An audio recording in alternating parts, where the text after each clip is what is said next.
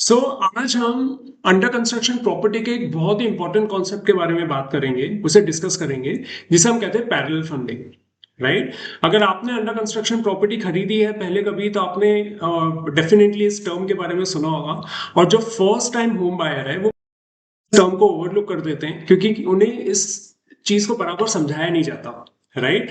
लेकिन कोई भी अंडर कंस्ट्रक्शन होम बायर के लिए ये कॉन्सेप्ट बहुत ज्यादा जरूरी है, क्योंकि जब जब बिल्डर आपको डिमांड रेज करेगा, अंडर कंस्ट्रक्शन प्रॉपर्टी में आपको स्लैब वाइज पेमेंट करना पड़ता है अंडर सीएलपी प्लान। अगर आप कंस्ट्रक्शन लिंक प्लान में प्रॉपर्टी खरीद रहे हैं तो बिल्डर जैसे जैसे माइलस्टोन्स अचीव करता है वैसे वैसे वो आपको पेमेंट की डिमांड रेज करता है। सो वो टाइम पे पैरेलल फंडिंग का फॉर्मूला बहुत इंपॉर्टेंट रोल प्ले करता है। अगर ये फॉर्मूला आप गलत कैलकुलेट कर लेते हैं तो ऐसा हो सकता है कि वो टाइम पे आप बिल्डर को वो पेमेंट नहीं कर पाए, क्योंकि बैंक भी आपको डिसबर्समेंट नहीं देगा अगर ये कैलकुलेशन गलत हो गया तो। और हो सकता है बिल्डर आपको काफी हैवी पेनल्टी भी चार्ज करे। राइट। सो अगर आप अंडर कंस्ट्रक्शन प्रॉपर्टी खरीद रहे हैं, सो इस वीडियो को आप बहुत ध्यान से देखना और इस कॉन्सेप्ट को बहुत अच्छे से समझना। ओके। सो हम आगे बढ़ते हैं। अभी ये इस कॉन्सेप्ट को समझने के लिए हम एक छोटा सा एग्जांपल यूज करते हैं। लेट्स से आपने प्रॉपर्टी खरीदी है 1 करोड़ रुपए की। ओके। यानी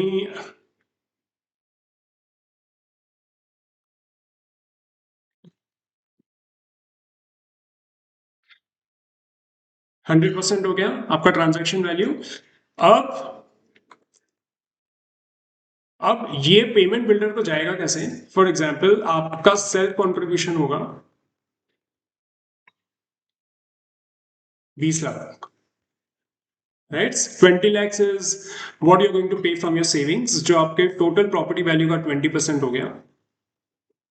और जो रिमेनिंग अमाउंट है 80 लाख रुपए का, उसका आपने बैंक लोन ले लिया, यानी 80% ऑफ द प्रॉपर्टी वैल्यू। अब ये जो रेशियो है, ये रेशियो आपको एंड तक ध्यान में रखना है, क्योंकि हर डिसबर्समेंट में बैंक बिल्डर को इसी रेशियो में पेमेंट दिया जाएगा। ओके। अब मैं आपको बताता हूं कि ज्यादातर होम बायर्स गलती कहां करते हैं। अब लेट्स अज्यूम बिल्डर ने आपको डिमांड रेस की है 40% की। यानी अगर 1 करोड़ की प्रॉपर्टी है तो 40% कितना हो गया? 40 लाख रुपए। ओके। अब यहाँ पे बहुत सारे होम बायर्स का ये नोशन होता है कि ये 40 लाख रुपए पूरा बैंक देगा, क्योंकि मैंने तो 80 लाख की लिमिट सैंक्शन कराई है, 80 लाख रुपीज है अभी। तो जब तक वो 80 लाख रुपीज की लिमिट एग्जॉस्ट नहीं हो जाती, मुझे मेरे सेविंग से कुछ भी नहीं देना है।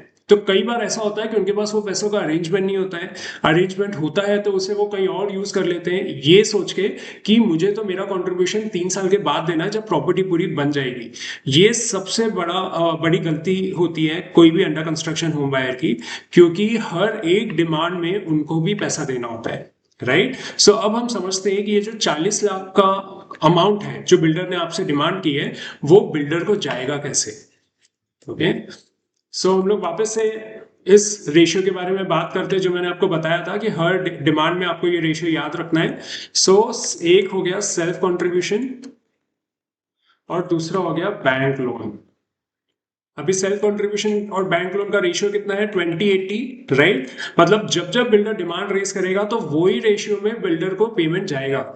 यानी आपका अगर 20 लाख का कंट्रीब्यूशन है टोटल प्रॉपर्टी में, तो आपका 20 लाख का 40% हो जाता है 8 लाख। सो ये 8 लाख रुपए आप पहले बिल्डर को पे करोगे। राइट। बिल्डर उसके सामने आपको रिसीट देगा, आपका बैंक स्टेटमेंट में भी अमाउंट रिफ्लेक्ट करेगा।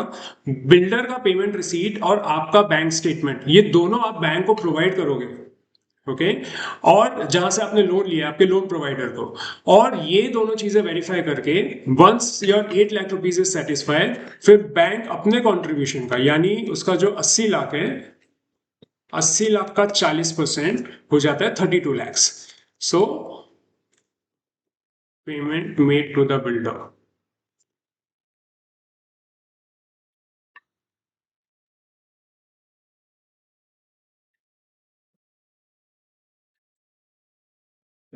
40 लाख हो गए which is 140% of the total property value.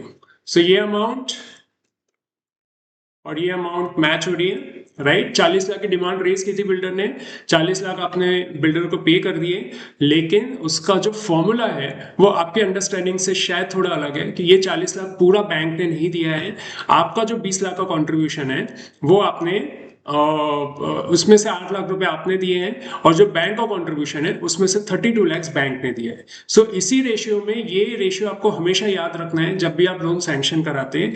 इसलिए हम बार बार सबसे कहते हैं कि जब आप इनिशियली लोन लेते हो कोई भी अंडर कंस्ट्रक्शन प्रॉपर्टी पे, तो हमेशा मैक्सिमम लिमिट सेट करो। कई बार ऐसे होता है कि 2 करोड़ की प्रॉपर्टी ली है, उस पर आप खाली 1 करोड़ का ही लोन सैंक्शन कराते हो या फिर 80 लाख 90 लाख का ही लोन सैंक्शन कराते हो, थिंकिंग कि बाकी पैसा तो मेरे पास है। लेकिन जब जब डिमांड रेज होगी तो आपका कंट्रीब्यूशन हर डिमांड में बढ़ भी जाएगा।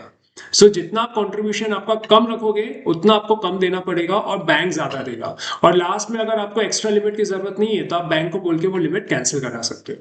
सो ये कॉन्सेप्ट है जो आपको बहुत ध्यान से समझना है, राइट। हर एक डिमांड में ये नोशन आप बिल्कुल हटा दीजिए आपके दिमाग से कि जब जब बिल्डर डिमांड रेज करेगा तो पूरा पैसा बैंक देगा जब तक बैंक लोन की लिमिट खत्म नहीं हो जाती है, और उसके बाद आपका कंट्रीब्यूशन आएगा। हर जो भी लिमिट है हर डिमांड में इसी रेशियो में आपका पेमेंट किया जाएगा बिल्डर को, राइट।